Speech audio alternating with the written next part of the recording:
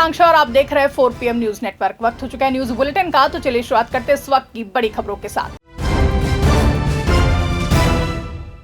राजधानी लखनऊ के विकास नगर क्षेत्र में सोमवार को एक जूते चप्पल की दुकान में भीषण आग लगने से अफरा तफरी मच गई। सूचना मिलते ही पुलिस, फायर ब्रिगेड और SDRF की टीम मौके पर पहुंची और समय रहते आग पर काबू पा लिया। आपको बता दें, घटना महावीर इंटर कॉलेज के सामने स्थित मार्केट की है, जहां दुकान में लगी आग तेजी से फैल गई। पुलिस ने आसपास के मकानों को खाली कराकर LPG सिलेंडर और अन्य ज्वलनशील सामान सुरक्षित बाहर निकलवाया, जहां कई दमकल गाड़ियों और SDRF की संयुक्त कार्रवाई से आग को आसपास की दुकानों और मकानों तक फैलने से रोक लिया गया। राहत की बात यह रही कि घटना में कोई जनहानि नहीं हुई है। फिलहाल फायर विभाग आग लगने के कारणों की जाँच कर रहा है। मिर्जापुर में आकाशीय बिजली का कहर एक परिवार पर भारी पड़ गया, जहां तेज बारिश के दौरान वज्रपात की चपेट में आने से एक होमगार्ड जवान की मौत हो गई, जबकि उसकी पत्नी समेत कई लोग झुलस गए हैं। हादसे के बाद इलाके में शोक का माहौल है। घटना हालिया थाना क्षेत्र के मगरदा गांव की है, जहां पुलिस के मुताबिक बारिश के दौरान घर के बरामदे के पास बिजली गिरने से होमगार्ड जवान राम दुलार की मौत हो गई और जबकि उनकी पत्नी सहित अन्य लोग घायल हो गए हैं। सभी घायलों को अस्पताल में भर्ती कराया गया है, जहां उनका इलाज जारी है। वहीं सूचना पर पहुंची पुलिस ने शव को कब्जे में लेकर के पोस्टमार्टम की कार्रवाई शुरू कर दी है। अगली खबर राजधानी लखनऊ से है, जहां लखनऊ के जानकीपुरम विस्तार में लर्निंग विंगलेस प्ले स्कूल का शुभारंभ किया गया। क्षेत्रीय विधायक डॉक्टर नीरज बोरा ने दीप प्रज्वलित कर और फीता काटकर स्कूल का उद्घाटन किया। वहीं इस मौके पर शिक्षा और बच्चों के विकास पर जोर दिया गया है। आपको बता दें कि कार्यक्रम में विधायक डॉक्टर नीरज बोरा ने कहा कि बच्चों की प्रारंभिक शिक्षा उनके व्यक्तिगत निर्माण की मजबूत नींव होती है और गुणवत्तापूर्ण शिक्षा के साथ अच्छे संस्कार देना समय की सबसे बड़ी आवश्यकता है। वहीं विद्यालय की डायरेक्टर ऋतु अधिकारी ने बताया कि स्कूल में बच्चों के बौद्धिक, भावनात्मक और रचनात्मक विकास पर विशेष ध्यान दिया जाएगा। उद्घाटन समारोह में चिकित्सक, शिक्षाविद और क्षेत्र के कई गणमान्य लोग मौजूद रहे। बढ़ते अगली खबर की ओर, जहां मुख्यमंत्री योगी आदित्यनाथ के 30 जून के बरेली दौरे को लेकर शहर में ट्रैफिक व्यवस्था में बड़ा बदलाव किया गया है। सुबह 8 बजे से कार्यक्रम समाप्त होने तक कई प्रमुख मार्गों पर भारी वाहनों की नो एंट्री रहेगी, जबकि पुराना रोडवेज बस स्टैंड भी बंद रहेगा। बता दें, यातायात पुलिस के अनुसार दिल्ली, रामपुर, नैनीताल और पीलीभीत की ओर से आने वाली सभी रोडवेज बसों का संचालन सैटेलाइट बस स्टैंड से किया जाएगा। भारी वाहनों के लिए वैकल्पिक मार्ग निर्धारित किए गए हैं और कई प्रमुख चौराहों पर अतिरिक्त पुलिस बल तैनात रहेगा। SP ट्रैफिक ने लोगों से यात्रा से पहले डायवर्जन प्लान देखने और वैकल्पिक मार्गों का इस्तेमाल करने की अपील की है। बांदा में 12 जून से लापता एक किसान के मामले में परिजनों ने अपहरण और हत्या की आशंका जताई है, जहां पीड़ित परिवार ने पुलिस अधीक्षक से शिकायत कर नामजद आरोपियों के खिलाफ मुकदमा दर्ज कराने और किसान की तलाश तेज करने की मांग की है। मटौन थाना क्षेत्र के गोयरा मुगली गांव निवासी शाहरुख का आरोप है कि उनके पिता फारूक खेत जोतने के लिए गए थे, लेकिन वापस नहीं लौटे।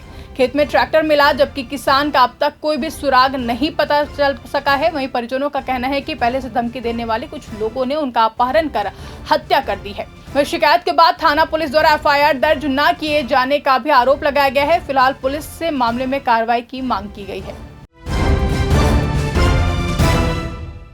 अगली खबर मिर्जापुर से है, जहां मिर्जापुर के राजकीय मेडिकल कॉलेज से जुड़े मंडलीय चिकित्सालय में ऑपरेशन के नाम पर मरीजों से अवैध वसूली के आरोप लगे हैं। इस कथित मामले का एक वीडियो सोशल मीडिया पर तेजी से वायरल होने के बाद स्वास्थ्य विभाग में हड़कंप मच गया है। आपको बता दें कि वायरल वीडियो में हड्डी रोग विभाग के एक डॉक्टर पर ऑपरेशन के लिए मरीजों से निजी मेडिकल स्टोर पर रुपए जमा कराने का आरोप लगाया गया है। आरोप है कि एक बच्चे के पैर में रॉड डालने और अन्य मरीजों के ऑपरेशन के नाम पर भी पैसे लिए गए हैं। हालांकि इन आरोपों की आधिकारिक पुष्टि नहीं हुई है, लेकिन अब वीडियो वायरल होने के बाद मामले को लेकर जांच और कार्रवाई की मांग तेज हो गई है।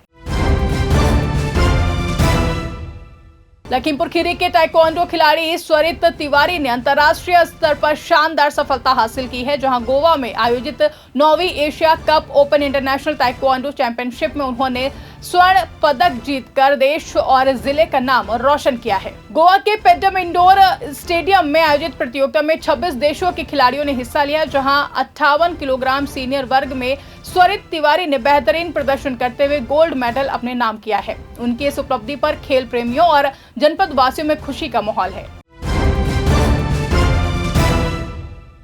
कानपुर में मुहर्रम जुलूस के दौरान हुई मारपीट के मामले में पुलिस ने बड़ी कार्रवाई की है, जहां वायरल वीडियो का संज्ञान लेते हुए बजरिया थाना पुलिस ने आयोजक समेत 11 आरोपियों को गिरफ्तार कर लिया है। पुलिस के अनुसार 23 और 24 जून की रात तालिब होटल के पास फरदीन गनी नामक युवक के साथ मारपीट की गई थी। जांच में सामने आया कि जुलूस के दौरान 8 से 10 लोगों ने उस पर हमला किया था। सोशल मीडिया पर वीडियो वायरल होने के बाद पुलिस ने देर रात दबिश देकर 11 आरोपियों को गिरफ्तार कर लिया है। वहीं मामले में आगे की विधिक कार्रवाई जारी है।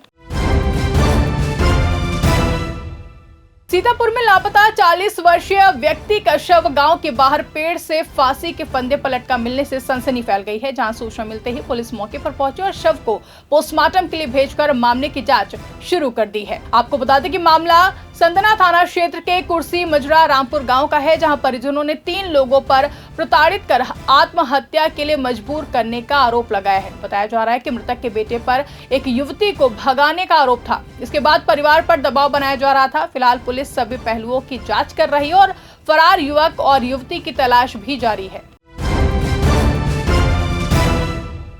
बढ़ते अगली खबर की ओर, जहां बदायूं में सड़क सुरक्षा को लेकर परिवहन विभाग ने विशेष अभियान चलाया। जिलाधिकारी के निर्देश पर हुई कार्रवाई में ड्रिंक एंड ड्राइव करने वालों पर कार्रवाई की गई, जबकि बिना टैक्स संचालित वाहनों को भी सीज किया गया है। अभियान के दौरान ड्रिंक एंड ड्राइव के 4 मामलों में चालान किए गए और बिना टैक्स संचालित 4 वाहनों को सीज किया गया। वहीं सड़क सुरक्षा के तहत 44 ट्रैक्टर ट्रॉलियों पर रिफ्लेक्टिव टेप भी लगाए गए हैं। परिवहन विभाग ने वाहन चालकों से यातायात नियमों का पालन करने और शराब पीकर वाहन न चलाने की अपील की है। बरेली में समाजवादी महिला सभा की बैठक आयोजित कर महिलाओं को संगठन से जोड़ने और पार्टी की नीतियों को जन जन तक पहुंचाने का आह्वान किया गया। इस दौरान महिलाओं की राजनीतिक भागीदारी और सामाजिक जागरूकता पर भी जोर दिया गया है। जानकारी के मुताबिक वार्ड 66 के जकाती मोहल्ला में आयोजित बैठक में महानगर अध्यक्ष सरताज गजल अंसारी ने कहा कि महिलाओं को अपने अधिकारों और सामाजिक मुद्दों के प्रति जागरूक होकर लोकतांत्रिक प्रक्रिया में सक्रिय भागीदारी निभानी चाहिए। उन्होंने दावा किया है कि समाजवादी पार्टी महिलाओं, किसानों, युवाओं और वंचित वर्गों के हितों की आवाज उठाती रही है। बैठक में महिलाओं ने संगठन को मजबूत करने और पार्टी की विचारधारा को घर घर तक पहुंचाने का संकल्प लिया है।